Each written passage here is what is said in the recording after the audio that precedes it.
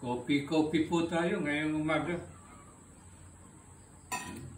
Medyo malamig na po ngayon sa nayon. Maglagay po tayo ng kape.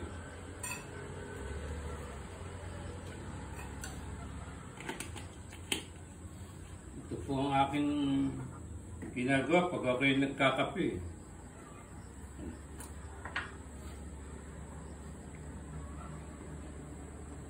Lagyan po natin ng cinnamon. Nakakapag-swabe pag may cinnamon. Lagyan din po natin ng sugar, gatas.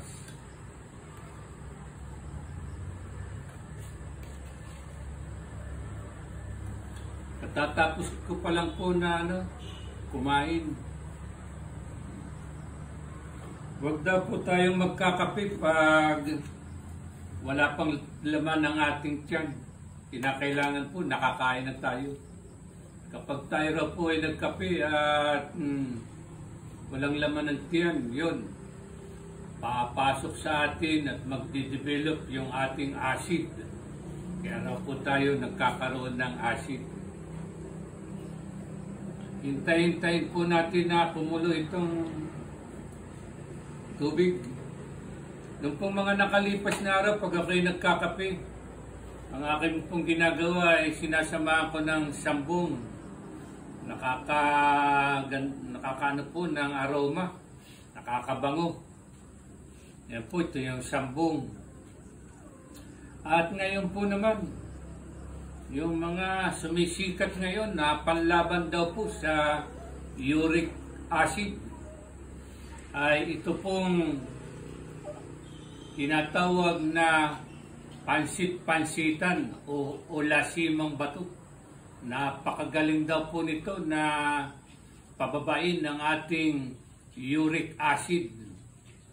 Yung pong may mga masakitang kaso-kasuan, bukong-bukong, yung ating mga dali-daliri, yung sa kamay, ay uminom lang daw po tayo nitong na may itong nito, pansit-pansitan.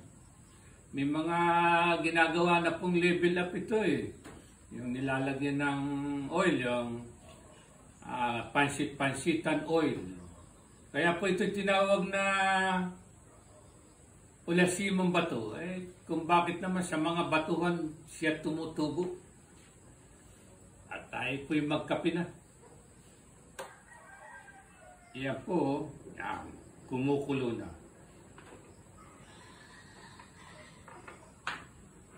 Ibuhos na po natin.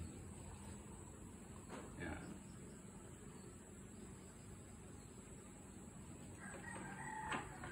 At kung sinasabi na mabisa ito, yung mga ginagawa ng tableta, ay may bibisa pa kaya sa ito? Na talaga namang sariwang-sariwa itong ulasimang bato na ito. Ilagay po natin ito sa ating inuming kape. Yan. At pagkatapos ko po na magkape, matitira po itong ulasimang bato. Yan. I-extract ko po yan ng aking mga ipin.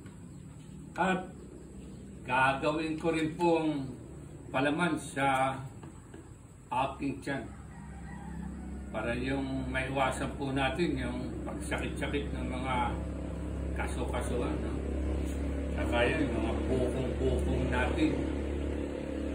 O sige po mga idols, kung sumasakit-sakit yung ating mga kaso-kasuan, bakit hindi po natin subukan na gumamit ng pansit-pansitan? Matikman nga ang ating kape sa umagang ito.